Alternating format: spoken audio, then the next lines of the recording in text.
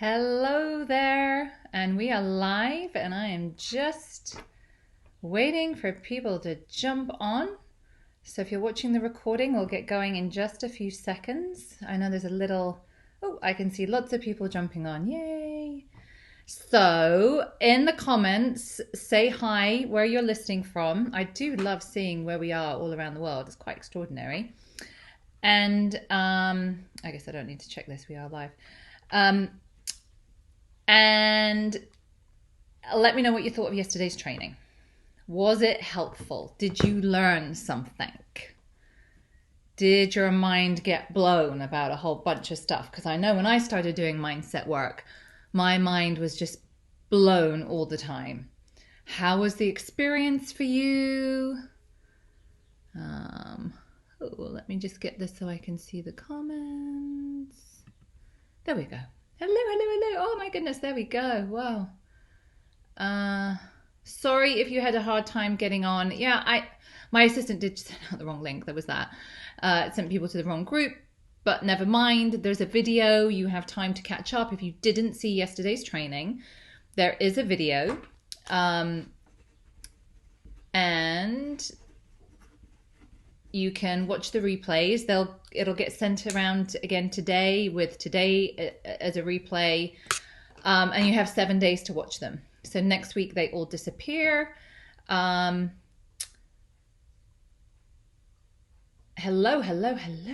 Netherlands. Oh my goodness. Oh, so I want to say we did have a winner yesterday. Jackie in Australia won our first prize, which was a bunch of mindset books. And Jackie, I will endeavor to get them to you hopefully later today. Well, I'll start the process off in Amazon. Who knows how long they'll take to get to you, but well done, Jackie. Yay! So today's prizes, you can win some Soberful merchandise, a t-shirt. This is a long sleeve one. So the one that I'm actually going to send you is going to be a short sleeve one.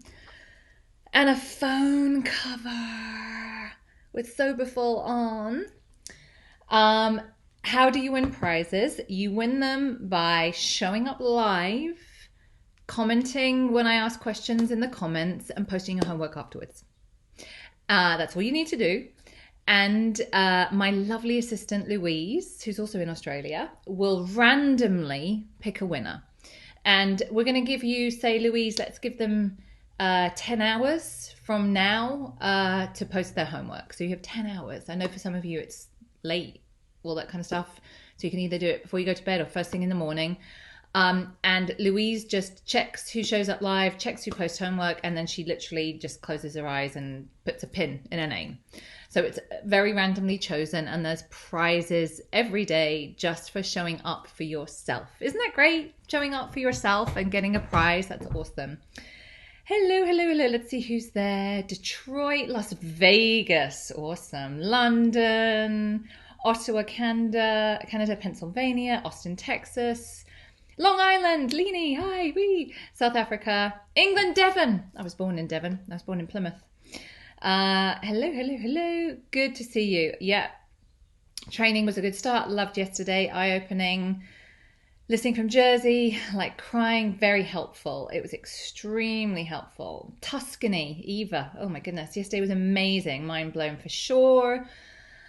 Still want more on getting fire under butt to get going. Georgia in Norfolk. I was amazed at how empowered I felt after day 1. Natalie, wait till you get to day 7. There's a lot of information. Working on a growth mindset. Oh, someone from Ireland. Lovely. Okay, so many comments here. I can't keep up on those millions. Okay, so what else are we going to... Oh, a couple of things to let you know before we dive into today's work, which is going to be what is the sober mindset.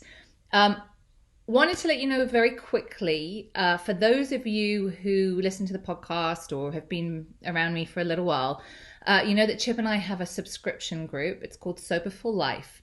We have a 24-hour open tomorrow. That means that we will open the doors just for 24 hours. And it's really because so many people wanted to join. So if you are not a member and you have wanted to join Sober for Life, it's $23.99 a month. You get to be part of the community. You get to be part of, we have workshops, we have groups. I do coaching in there. I mean, it's a really amazing deal for like a couple of bottles of wine a month, price of a couple of bottles of wine. It's personal development for sober people. So if you're not a member and you want to join, tomorrow would be your chance to do that. There will be a link posted in this group, but if you're in my other groups or on my mailing list, you'll also see links then. So if you haven't joined and you want to join, by all means, tomorrow will be your chance to do that. It's only open for 24 hours, just 24 hours. The other thing about members of my Sober for Life group is when you're a member of my Sober for Life subscription group, by the way, you can cancel your membership anytime. If it's not for you, you can just cancel. There's no obligation. But if you do join, you also get 15% off any of my coaching programs. And I do have a new coaching program enrolling next week, which is on mindset stuff, which I'll tell you about another time. But just bear that in mind too. Okay, thank you, Georgia. It's a fantastic community. Meg's saying definitely worth it. Thank you. Lena is saying love Sober for Life and community. And we have our first live event actually. Also, Chip and I are doing that in England in June. If any of you are in England, the tickets for that also go on sale for tomorrow. It's kind of a lot that goes on sale for tomorrow. And we've already sold a bunch of the early bird tickets. So just to let you know if you wanted to do that. Okay, what else is there? Right, today we are going to be talking about what is the sober mindset. So we're going to be looking at changing the meaning of failure and effort, and also looking at our blame story. These are all mindset shifts.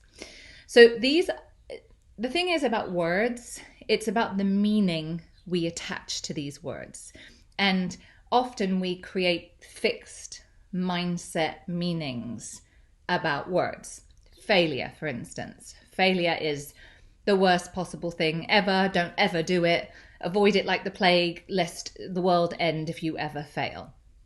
That's not what failure means. And that's if that's the meaning you've attached to that word, whoa, that's going to feel awful every time you fail, and you will, because you're human, and that's part of the human experience. So it's the meaning that we attach to words that is really, really important. So when we have a fixed mindset, what we do with the word failure is we change it from I have failed to I am a failure. And that feels that's awful. And that all goes into our subconscious programming that I am a failure. And when stuff is in our subconscious, that programming shapes our entire experience. We're going to do a deeper dive into the conscious mind and the subconscious mind tomorrow. But here's what I want to say about that. This is really important, and I'll say this more than once. The conscious mind, which is where your intelligence is, your reason, your rationalization, your conscious mind made the decision, oh, look, it's 2 p.m. I want to show up for Veronica's training. That is responsible for 5% of what happens in your day. Your subconscious mind is responsible for 95% of what happens in your day. That's pretty mind-blowing and huge. Your subconscious mind is all the stuff you have until we examine it, most of us have no idea what's in our subconscious mind. What's in our subconscious mind is our programming from early childhood. We are all programmed, all of us. It's all in our subconscious mind, and it drives the bus. So we are often working against ourselves because consciously we may want one thing, but our subconscious programming is saying something completely different. So we will start covering that tomorrow into Thursday. This is the stuff that it changed everything for me. I had no idea. And when I saw this and it was revealed to me and I changed it, everything changed for me. So, and this is work that everybody has to do, by the way. It's not just people with an alcohol problem. Everybody has to do this work. And most people live their lives with no idea. that their programming from early childhood, and that's at 0 to 7, in their subconscious mind is driving the bus. And again, look around you and you will be able to see that's true in other people clearer than you'll see it in yourself. So look at the people you know, and especially when you know a bit of their story and what their childhood was like, you'll be able to see that programming in them. Can everybody, does everybody know what I mean? Can everybody see that in somebody else? Let me know in the comments. Okay.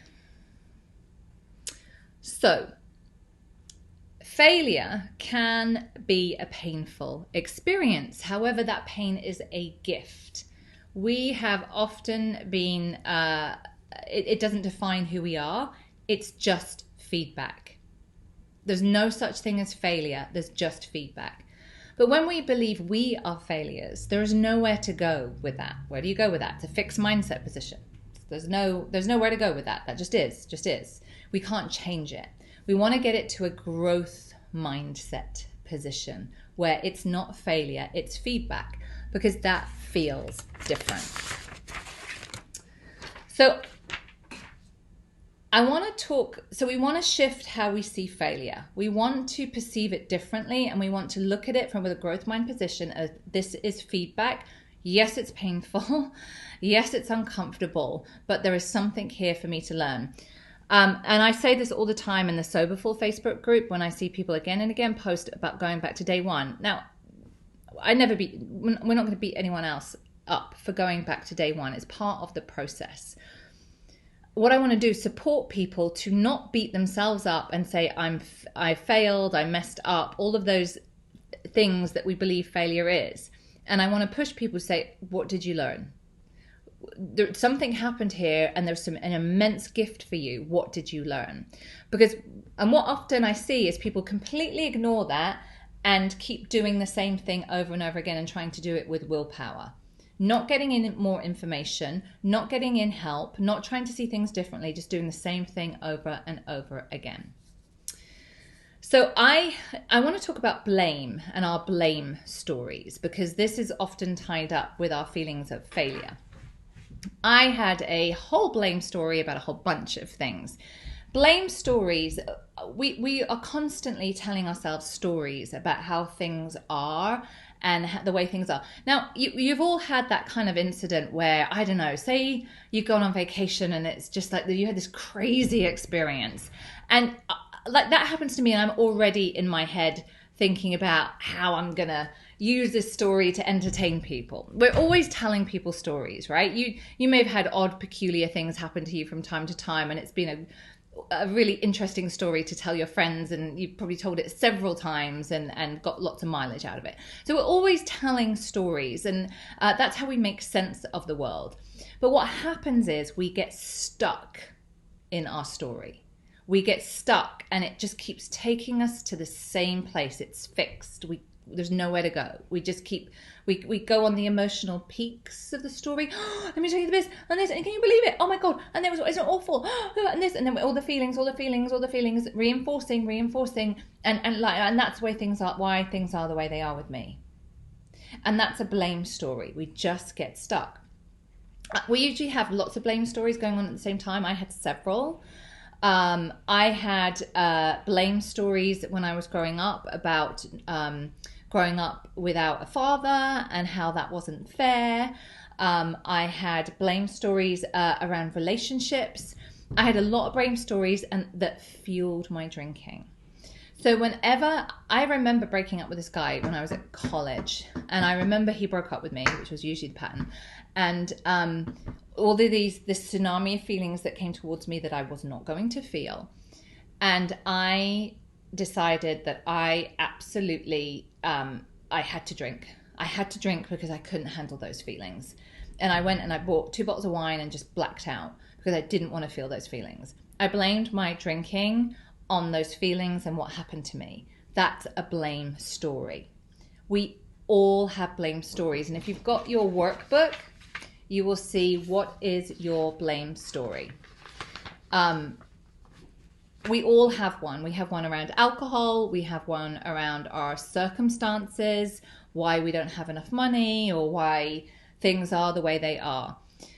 We have to, first of all, recognize our blame story to be able to step out of it. Do we blame ourselves or other people and our environment? Sometimes there is cause, but we surrender our power by investing in blame stories. And I just want to pause here and just say for a second a word about trauma. And for those of you who've experienced childhood trauma and have been hurt by someone, that was not your fault, ever.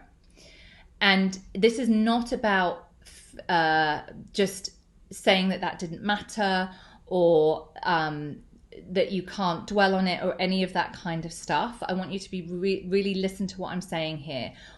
It's quite the opposite. We want to take our power back from what happened to us by choosing a different response, that we are not going to be defined by the things that happened to us when we were children, when we were perhaps abused or treated badly or whatever it is. It's not, talking about that stuff is not being stuck in our blame story if we're doing it in a way that means we can process through and get to a place where we can become free and choose a different response to it. Does that make sense? It's really important that you understand that. We don't want what happened in our past, no matter what it was, to define us. We can all move past of it. And I always, if you listen to the podcast, come back to Chip and all the stuff that happened to him in his childhood, if you've listened and heard bits of his story, about not being that person and not being defined by us, by those stories. So the thing about being stuck in a blame story is we can't grow. It's a fixed mindset position. There's nowhere to go with it. And that's why we have to get free. Now, pay attention to this. The thing about blame stories is they're very seductive. It's like they're similar to resentments. In fact, they're probably kissing cousins. Blame stories and resentments are actually very closely related. And there is a seduction to them. They are seductive in the way that they make us feel, the emotional kind of, we keep repeating this emotional journey. And especially when we tell this story to other people and we get their buy-in and we get their like, oh yeah, that's awful. Oh my gosh, yeah, you poor thing. All that does is just reinforce and keeps us stuck. So we have to move beyond that. Who wants to stop being stuck? Put it in the comments. Who has been stuck in their story and can recognize that now and wants to get out of that? So we are going to change how we view failure. Because guess what? We're going to fail all the time. It's part of the human experience. Failure is a wonderful thing. However, this is very cultural. In our culture, we are sold the message. In fact, I feel like we have a phobia around failure, that we should never fail, and failure is a bad thing, and you should avoid it at all costs. I mean, it's terrible. That's I think a very strong cultural message we get. So we have all this shame about failure and embarrassment. It fuels our anxiety. And I think one of the reasons that we are so phobic around failure and to the point that we don't try because we don't want to risk failing, is to fail means we have to be vulnerable. There's fears and there's beliefs around vulnerability, and it keeps us terrified of failure and what that means. The problem isn't failure. The problem is how you perceive it. That's the problem. So it's how we perceive failure. There's no such thing as failure, only feedback.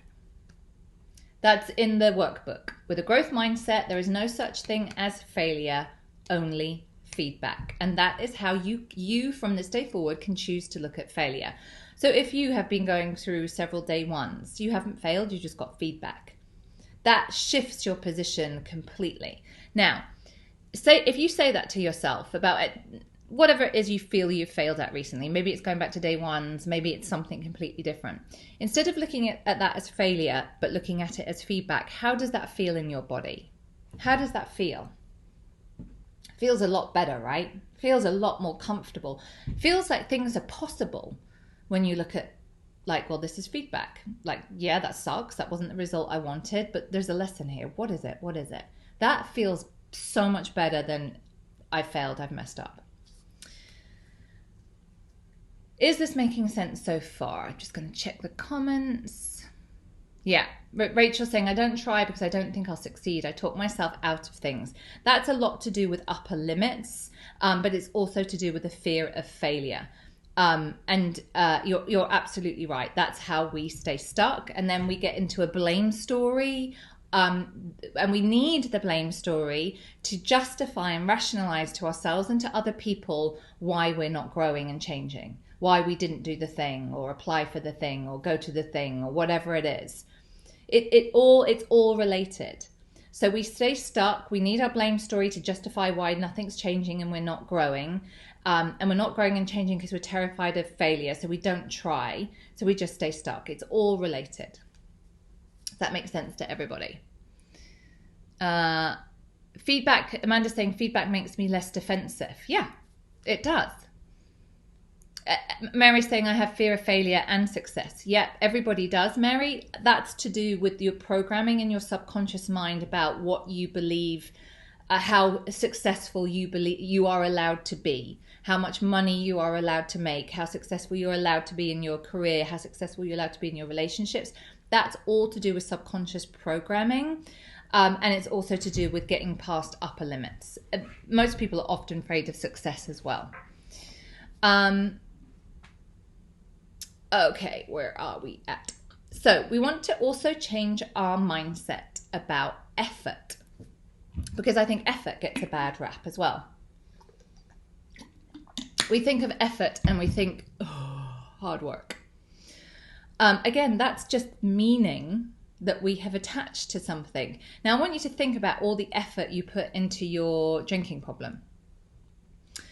Having a drinking problem requires effort. Like, you expand a lot of energy on a drinking problem. It takes a lot of effort to be hungover and make excuses and struggle through the day. Oh, who struggled through the day with a hangover? That takes a lot of effort. Have you ever thought about, like, oh, I'm not going to drink because I don't want to put the effort into having a hangover? Never thought that, have we? Even drinking, drinking takes a lot of effort and, going out or getting the drink and all that kind of stuff. We never think, I'm not going to do that because it's not worth the effort. We do it because of we want to change how we feel. That's the motivation. So we have to change how we feel about effort in sobriety. I said this yesterday. There can be a perception, I think, sometimes that people who got sober or achieved other things were just lucky, had it easy, didn't try hard, it was different for them.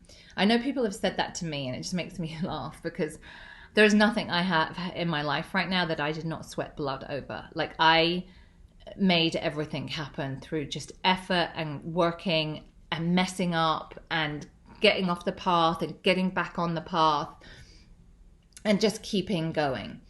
I'm not special and different. The stuff that will work for me will work for you as well. However, we start telling ourselves what worked for you won't work for me. And the reason we do that is because of our blame story. You see? Yes, I get what you're saying about this, and I get what you're saying about that. It sounds really good, and that sounds brilliant for you, but this is why I can't do it.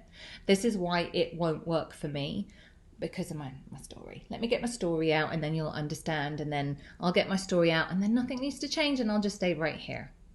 Notice how you do that. Does that make sense to everybody? How you do that? And then we don't have to put the effort in. We can just keep doing things as though they are. And this leads to a mindset of us not trying. The reason that anyone gets anything or does anything is because of consistent effort. And I'm also going to say, in absolute honesty, the effort I've put into my sobriety from day one was far less than I ever put into my drinking. So much easier than my drinking. So much easier. So everybody who's done anything has put in effort. Now, what one of the things I see happen in sobriety is what people do is they put some effort into their sobriety, and they put sort of this intense short, it's like a sprint, like a short sprint to get sober and kind of sort of things get a bit better, and then they completely stop. And the thing about sobriety and the sober mindset, again, this is just personal development.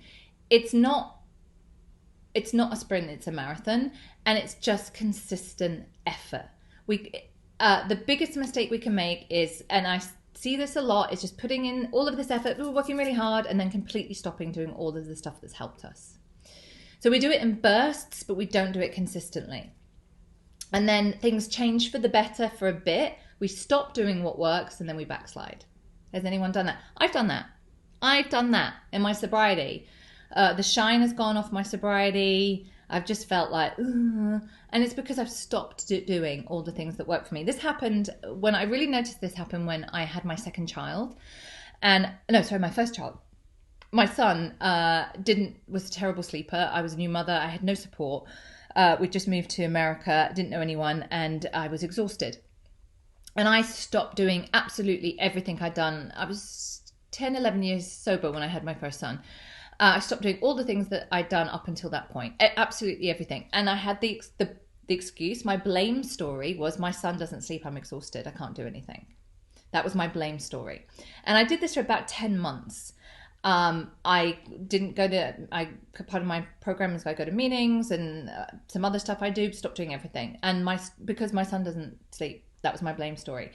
And I also was rationalizing, like, it's not like I'm, I don't have a job. I'm just at home. I'm not really seeing many people. It's not like, much can go wrong. Well, what happened is at about 10 months, every single thing my husband did drove me crazy. How he changed the diaper, how he put the stuff away in the fridge. My husband's wonderful, absolutely wonderful, wonderful father. However, I was beginning to feel more and more uncomfortable in my own skin. And when I'm not okay with me, I have to make you wrong. When I'm not okay with me, I have to make you wrong. So, despite all of my blame story and rationalization, I was not okay because I'd stopped putting effort into all the things that I'd normally done. Now, here's the great thing. My life had changed. I was a mom. I still wasn't getting much sleep. My everything was different. I couldn't just drop everything and do what I wanted to do the way I could years ago. I had to I put effort in, but it was in a different way, and it still worked. I had to do things differently. I couldn't do half as much as what I used to do. I couldn't do all of the personal development and workshops and meditations and exercise that I used to do before children. I just needed to put some effort in, and I still got rewards. So we just have to, this is balance. It's one of the pillars of sustainable sobriety. How and where we apply effort needs to, we need to adjust that according to our circumstances. When we completely stop, we backslide. Does that make sense?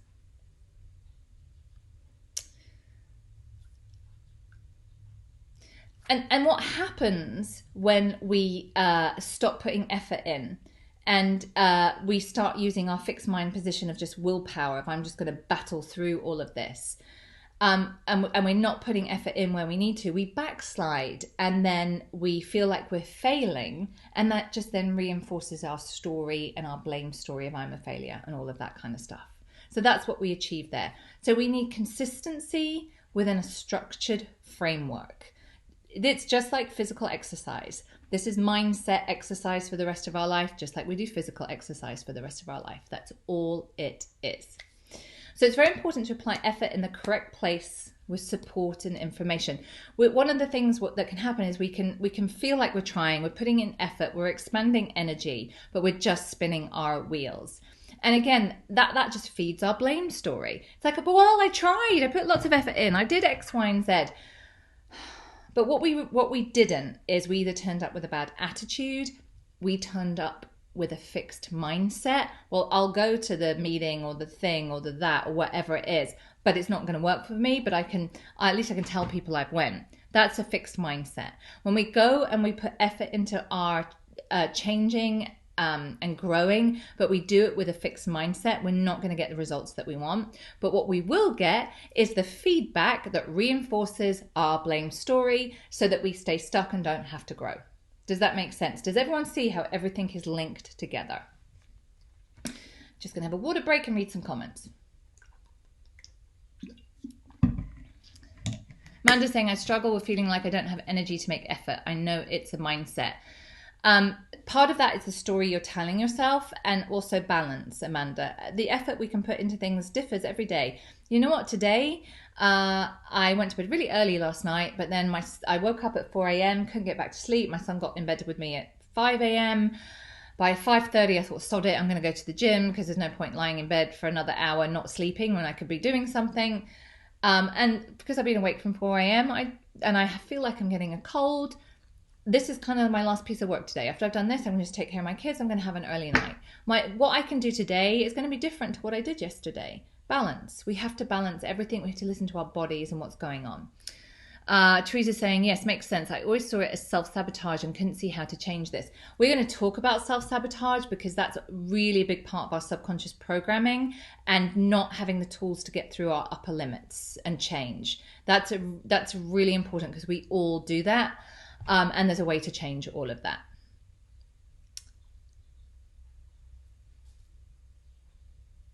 Okay. Where are we at? Okay, so let's talk about fear a little bit, because we were talking about fear of failure and fear of success. We often don't put effort in because the fear of failing stops us. And fear of failing is a really big one. So we would rather not put the effort in if we're going to risk failing. And you know what? Whatever you do, there's a risk of failure. I mean, right? I mean, some things, I'm going to make dinner tonight. I could fail at making dinner and it could be burnt and not taste very good. You know what? That happens in our house every so often. We all survive. But it doesn't make me stop trying to make dinner because I might fail at it. But the fear of failing stops us so many times. We would rather stay stuck than risk failing. So here's what happens. We project based on past experiences. So our past is ruling our present. So we project based on experiences in our past. And because we don't want to repeat those experiences in the past, which we will if we have the same mindset, we don't try. I'll repeat that. So we project based on what's happened to us in the past. So our past is ruling our present. And we're going to be talking about that on day 4 or 5. And because we don't want to repeat those past experiences because they were uncomfortable, and we will repeat them if we don't change our mindset, then we don't try. And then we just stay stuck. And what happens is you are being called to grow. You kind of go forward because you're called to grow, and then you go, whoa, that means I have to take risks. That means I might fail. That's really uncomfortable. Oh, not sure about that feedback. Oh, I'll just go back here. Pressure's off. And then I'm called to grow. I'm called to grow. I'm called to grow. Oh, but I don't want to grow because I'm going to have to take a risk and I might fail. And that's the pattern. I know I've done that a lot in my life. I know I was called to grow so many times, and I would get to the edge and I'd go, oh, that's really scary. And what if I mess it up and I can't do it? It's going to be awful. And it's going to be just like that thing that happened 2 years ago, and it's going to be dreadful. So I'm just going to stay here in this job that I hate and in this relationship that's mediocre. And like, oh, my drinking's not that bad. It's not as bad as, the homeless man down the street. Yeah, everything's fine. I'll just keep it as it is. And then I'm called to grow, and then I'm called to grow, right? It's like an elastic band. We keep getting stretched and we just don't get past this one point. Does that make sense? Someone's saying, having a calling to grow but don't have what I need to make it happen. That's just a mindset shift. That's just a mindset shift. And hopefully if you watch all of this, then you will have everything you need at the end of it. Okay, so I want to talk about willpower a little bit and sobriety, because this is, willpower is in our conscious mind. Willpower is conscious. I'm going to lose 20 pounds in 3 weeks. I'm going to made the decision to stop drinking. But what happens with our conscious mind and our subconscious mind? So remember, your subconscious mind is responsible for 95% of what happens in your life. Your conscious mind is responsible for 5%. So you can make a decision in your conscious mind, but if these two things are not aligned and are not working together, you will be working against yourself, and guess which side will win? Yeah, it's the one with 95%.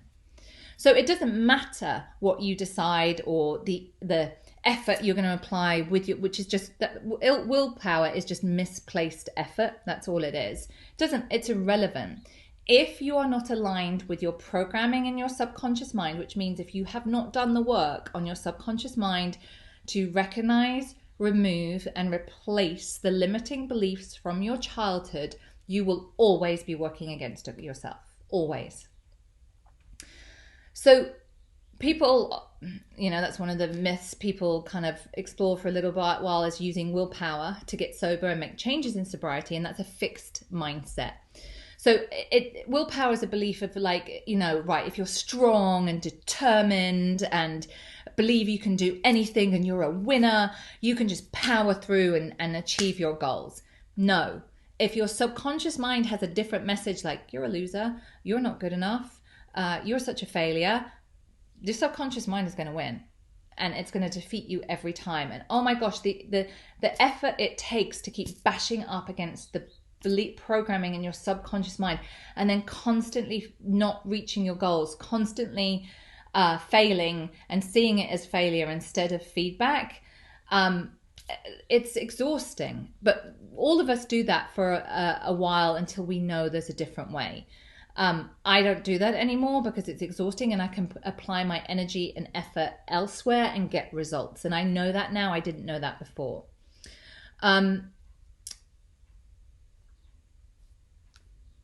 When we have this fixed mindset position of applying willpower, we think that it's kind of like just force will just carry us through, determination. But what happens is we think that we have all of the answers. We think that we just need to kind of keep going and be strong and all that kind of stuff, determined.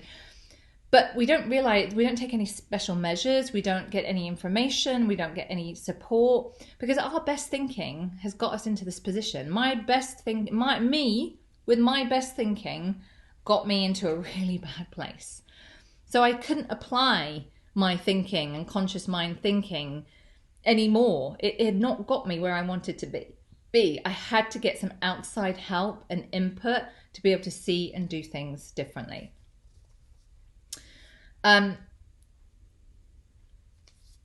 Is this making sense so far?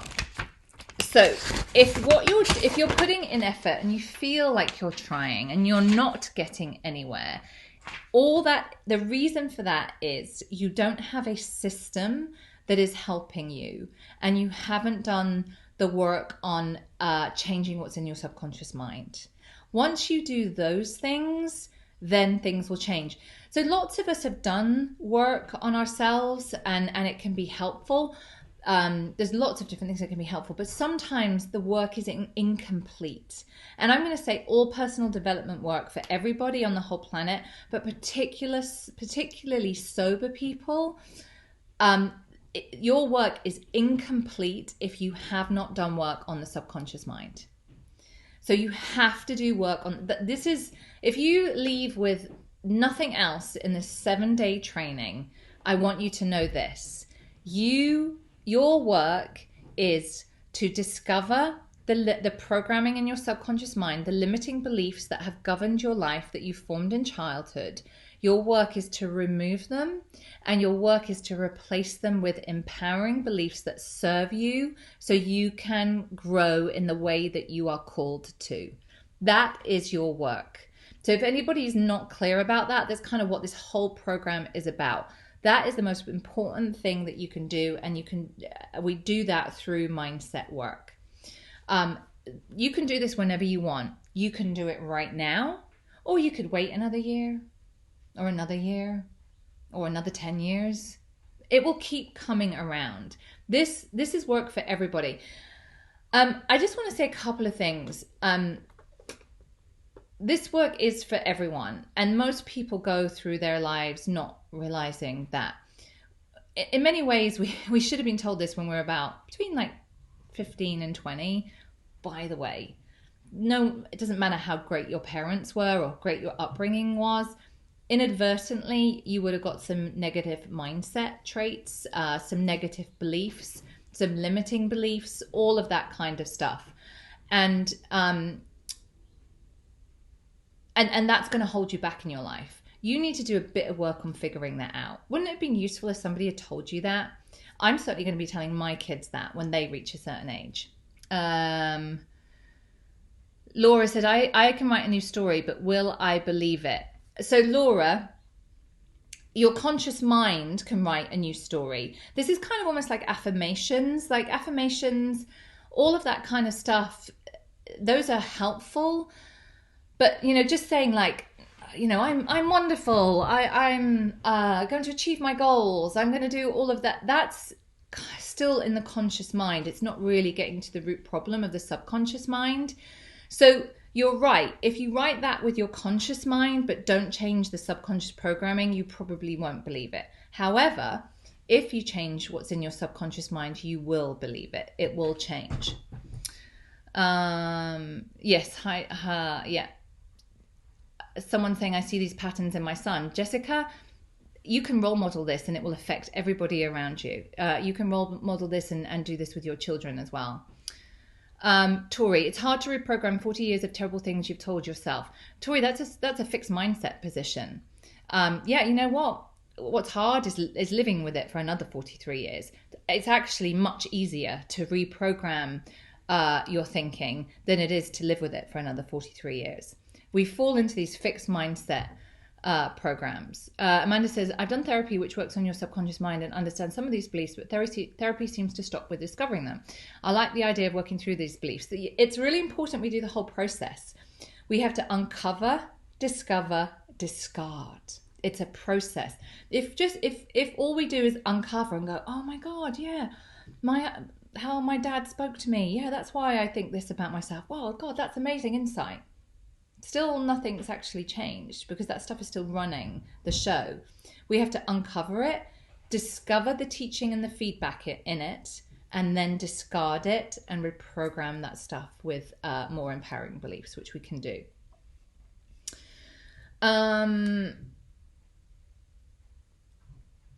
So the thing is about being called to grow, and who is called to grow here? Who feels they are being called to grow beyond where they are right now? Put it in the comments. Being called to grow versus being stuck. Being stuck also takes effort. Being called to grow takes effort. Being stuck takes effort. Take your pick. Don't think that, not changing, not growing requires effort. It requires the blame story. We may as well apply that effort in a different way and actually get results. I want to say mindset work is not about a few tricks. It's about challenging yourself to see things in a different way. Now, when we do this work, first of all, it's just like learning to drive. We're thinking about it.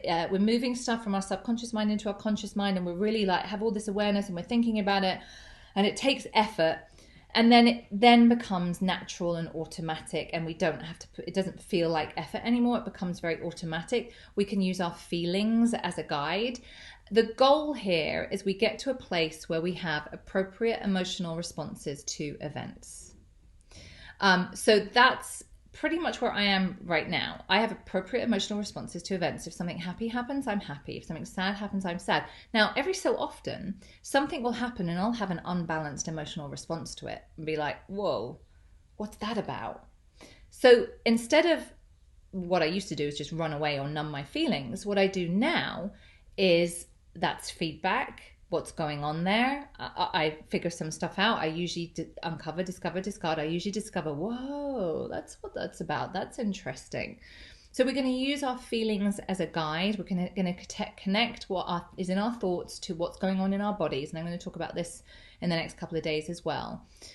Because we think how we feel and we feel how we think. And it just becomes this sort of feedback loop that we get stuck in. once we can break that and change that, then everything else can begin to change. So I want to say one of the biggest mistakes I see with people getting sober is squeezing the work in where they can, when their back is against the wall. So we all get to a very, very painful place. We want to change it, and then we try and squeeze the work in. We don't make it our main thing. We have to initially creating a sober mindset and creating this framework that we can operate within on a daily basis requires us to make this our main thing initially, not something just squeeze in when we have a bit of time, because here's the truth, we don't ever have enough time. We have to make it our main focus, and the rewards are so great if we do that. So pain is what forces us to do the work. Things get a bit better, and then we stop doing the work. That last bit, we want to change that. We want to be consistent. We want this stuff to be automatic and easy. And the stuff that I teach in my programs about going into the sober mindset, that's the goal of it. Is that at the end, this stuff just feels very natural. It feels very easy. We can interrupt our thinking much earlier, much quicker. We can avoid a lot of the traps. We don't see failure as something bad. We're applying our energy and putting effort into the right place. So just to recap, the sober mindset is a shift in perception in how we see failure. It is changing our blame story. It is identifying and removing and replacing limiting beliefs, and it is consistent effort. That's how we create the sober mindset. So tomorrow, Wednesday and Thursday, I'm excited about every day, but I'm really excited about Wednesday and Thursday because we are really going to get into the programming of the subconscious mind. That's tomorrow and Thursday. So show up and come along with me on that journey. I'm going to be teaching you about how the ego sabotages us. I'm going to be teaching us how we keep hitting upper limits, and our upper limits, we just keep not being able to push through them and not being able to grow. I'm going to teach you how we can change those. What else is coming up? We're going to be talking about negative self-talk, how to change all of that. So join me tomorrow for that. Your homework for today, it's in the workbook, and there'll be a prompt pop up at Facebook, probably at 3 p.m. What uncomfortable feedback have I had recently that I couldn't see because I was stuck in a fixed mindset? So what uncomfortable feedback have I had recently from an event or a person that I wasn't able to see because I was stuck in a fixed mindset of blame? Like, oh, that person doesn't know what they're talking about, or it's not fair that happened, or that wasn't my fault, etc., etc. What uncomfortable feedback have you had recently that you couldn't see because you were stuck in a fixed mindset? If you want to enter to win prizes, put your homework in the homework thread that will pop up shortly. Louise will pick one out in about 10 hours or so, and I will be back tomorrow at the same time, 2 p.m. Eastern, 7 p.m. in the UK. We will be working on we are ruled by our emotions because of our mindset, and we will begin to talk about emotional mastery. How you get emotional mastery is through creating a sober mindset, and I will begin to introduce that tomorrow in terms of looking at the subconscious mind and the conscious mind. Don't forget, Sober for Life membership opens tomorrow for 24 hours. Those of you who are not members, go ahead and join. I think you'll have a great experience, and you'll also get a discount off the coaching program if you decide to join that next week as well. Thank you so much for turning up. Thank you for your enthusiasm. I love seeing your comments. I love seeing people so committed to wanting to do this change and committed to doing this work. You are freaking so inspiring to me. Keep posting in there. I'll get back to you with different comments and feedback. And I look forward to seeing your homework, and I'll see you tomorrow. Take care. Bye-bye.